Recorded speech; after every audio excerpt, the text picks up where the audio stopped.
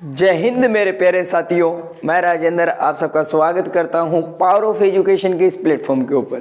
तो चलिए मेरे प्यारे साथी, लास्ट क्लास में हमने जाना था कि सूरदास जी के बारे में हमने विनय जो उनकी एक अंश था किसका, सूरसागर का, उसके बारे में हमने डिटेल जानी थी। अब हम इन पेसेज में बात करेंगे कि सूरदास जी एक्चुअल में कहना क्या चाहते थे। तो चलिए क्या कहते हैं कि अविगत गति कछु कहत न आवे, जो गूंगे मीठे फल को रस अनंत रगत ही भावे। भैया ये चीजें हमने पढ़ी थी कि गूंगा फल खा लेता है तो वह क्या है भैया, उसका रस खा तो लेता है, स्वाद तो कर लेता है, लेकिन बता नहीं पाता। ये सारी चीजें जानी थी।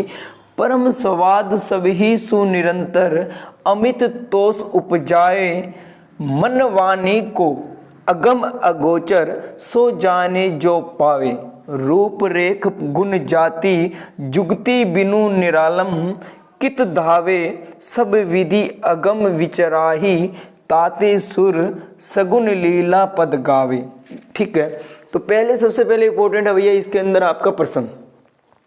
अगर आपने प्रसंग सही लिखा उसके बाद जितना आपने जोड़कर व्याख्या कर दी उसके नंबर मिल जाते हैं। अगर आपने प्रसंग गलत लिखा तो आपको नंबर मिलने के चांसेस बहुत कम हो जाते हैं। प्रसंग में क्या होता है भैया, कवि का नाम, कविता का नाम, बुक का नाम, ये तीन चीजें बहुत मैटर करती है। देखिए प्रसंग, प्रस्तुत पद, हिंदी की पाठ्य पुस्तक, मध्यकालीन काव्य कुंज। तो काफी स्टूडेंट की प्रॉब्लम थी कि सर ये हमारी बुक का नाम तो अलग दे रखा है। तो भैया आपकी बुक जो भी है, आपकी जहाँ भी आप जो भी यूनिवर्सिटी है, अलग अलग बुक है, लेकिन ये टॉपिक अगर सूरदास जी का आया है तो यहाँ पर बुक का नाम चेंज हो सकता है, कोई दिक्कत वाली बात नहीं है। आप अपनी बुक का नाम लिख सकते हो। जहाँ से मैं ये करवा रहा हूँ, मैं CDU की बुक करवा रहा हूँ, तो इसके अंदर मध्यकालीन काव्य कुंज में संकलित एवं भक्तिकालीन कृष्ण काव्य धारा, साकार ईश्वर की उपासना समधि पद के सर्वश्रेष्ठ कवि सूरदास द्वारा रचित विनय नामक पदों से लिया गया है या उसमें से अवतरित है ये चीजें। अब बड़ा बड़ा आपने क्या करना है, ट्रेलर डालना है, यानी जो इसके अंदर दिया गया छोटा कम शब्दों में ट्रेलर, मतलब पिक्चर तो व्याख्या में करनी है या शॉर्ट में, कि उन्होंने इस पद में यह सिद्ध किया है कि ईश्वर का निर्गुण रूप सगुण की भांति तात्विक दृष्टि से सत्य ही है, किंतु निर्गुण ईश्वर की उपासना का उपाय सरल नहीं है। इसलिए कवि ने सगुणोपासना को ईश्वर प्राप्ति का सरल एवं सुगम मार्ग बताया। वो कहते हैं निर्गुण मतलब जिसने देखा है नहीं ईश्वर के लिए, उसके लिए तो मुश्किल होगा, लेकिन आप क्या कर सकते हो कि सुगुण सगुण जो होते हैं ना, जिसके बारे में हम जानते हैं, जो हमारे काम आएगा, उसकी भक्ति करना आपके लिए कहीं ना कहीं आसान रहेगा, ये बात कहना चाहते हैं। फिर बात करते हैं सूरदास जी ने व्याख्या में क्या कहा है। यहाँ हम व्याख्या के ऊपर बात करेंगे। कहता है अविगति गति कुछ कहत, ये मैंने आपको बोल के बता दिया भैया। अब इसकी व्याख्या पर ध्यान देंगे कि अगर ये आता है तो आप किस तरीके से करोगे। कहता क्या है कि कविवर सूरदास जी कहते हैं कि निर्गुण निराकार ब्रह्मा की गति अथवा उसके स्वरूप के बारे में कुछ भी नहीं कहा जा सकता। यानी हम नहीं जानते कि एक्चुअल में ब्रह्मा दिखता कैसा है, भगवान दिखता कैसे है भैया, हम उसके बारे में कुछ नहीं कह सकते। निर्गुण मतलब बिना जाने उसकी भक्ति करना, एक तरीके से समझ रहे हो। ठीक है, निर्गुण ब्रह्मा के स्वरूप को कोई नहीं जानता, उस निर्गुण निराकार ब्रह्मा के संबंध में तथ्यों का वर्णन करना उसी प्रकार असंभव है जिस प्रकार, यानी हम उसके बारे में जानते नहीं है भैया, यानी हम अनुभव तो करते हैं अपने अंदर, लेकिन एक्चुअल में सही है ये बता नहीं सकते। मतलब खुद को तो फील हो जाता है, हम भक्ति करते हैं भगवान की, हमें पता है कि हम सही मार्ग पे हैं, लेकिन हम अपनी वाणी से दूसरों को बताना चाहें तो नहीं बता सकते। वही बात इसने जोड़कर क्या कहा कि जिस प्रकार गूंगा व्यक्ति मीठे फल को खाकर उसकी मिठास को स्वयं अनुभव करता है, यानी वो खुद तो कर लेता है, लेकिन बात आती है ना, परंतु जब दूसरों को बताने की, उसके स्वाद को किसी व्यक्ति को नहीं बता सकते, यानी दूसरों को नहीं बता सकता भैया। तात्पर्य यह है कि निर्गुण निराकार परमात्मा के संबंध में साधक स्वयं को तो अनुभव कर सकता है, किंतु उसके विषय में किसी दूसरे व्यक्ति को कुछ नहीं बता सकता। वह निर्गुण और निराकार ब्रह्मा मन और वाणी दोनों से ही अज्ञात रहता है। अज्ञात मतलब उसको जानकारी ही नहीं होती इस बात की भैया।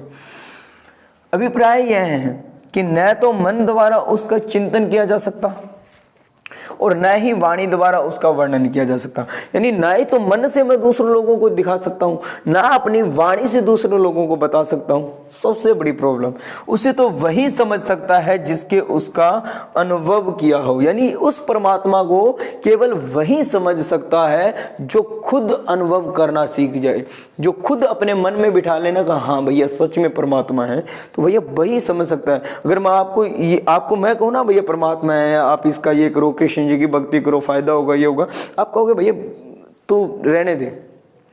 तो यही तो बात कहना चाहते हैं, यही तो बात सूरदास जी कहना चाहते हैं कि भैया तुम लोग नहीं समझा सकते मूर्ख लोगों को, जिस दिन उन्हें खुद को अनुभव होगा ना उसी दिन ये सब कुछ हो सकता है।